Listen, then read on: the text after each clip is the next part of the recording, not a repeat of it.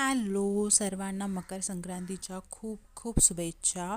तर आज मी बनवत आहे तिळाच्या वड्या किंवा लाडू. तर सगळ्यात आधी मी इथे पांढरे तीळ 1 कप घेतलेले आहे आणि ते तव्यावर छान लालसर होईपर्यंत भाजून घेतलेत. नंतर थोडेसे लालसर झाले की आपण ते एका प्लेटमध्ये काढून घेणार आहोत. मी अर्धा वाटी एवढे शेंगदाणे इथे घेतलेले आहेत, ते सुद्धा मी भाजून घेऊन असे बारीक केलेले आहेत. खूप जास्त पण बारीक नाही करायचे, थोडेसे जाडसरच वाटून घ्यायचे आहेत.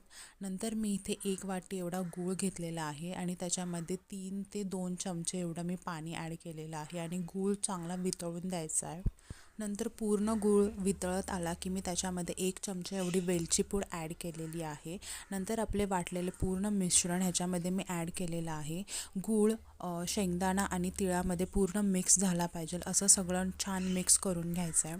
नंतर मी इथे एक फ्लॅट असा ताट घेतलेला आहे आणि त्याला ग्रीस केलेला आहे तुपाने. तुम्ही ह्याच्यात तेलाचा सुद्धा यूज करू शकता. तर सगळं असं मिश्रण गरम असतानाच ताटावर मी काढून घेतले आणि गरम असतानाच ते पूर्ण सेट करायचे. तुम्ही इथे फ्लॅट वाटीचा सुद्धा उपयोग करू शकता. तर अशा प्रकारे मी वरून पिस्ता ॲड केलेला आहे. तुम्ही इथे सुके खोबरं किंवा काजूचा देखील यूज करू शकता.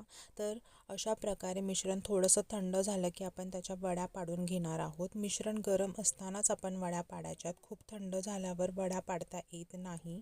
तर अशा प्रकारे हे वड्या सेट होण्यासाठी 1 ते 1.5 तास लागतोच. तुम्ही सेम प्रमाणामध्ये तिळाचे लाडू देखील अशा प्रकारे करू शकता. तर रेसिपी आवडली असेल तर फॉलो आणि लाईक करायला विसरू नका. थँक्यू.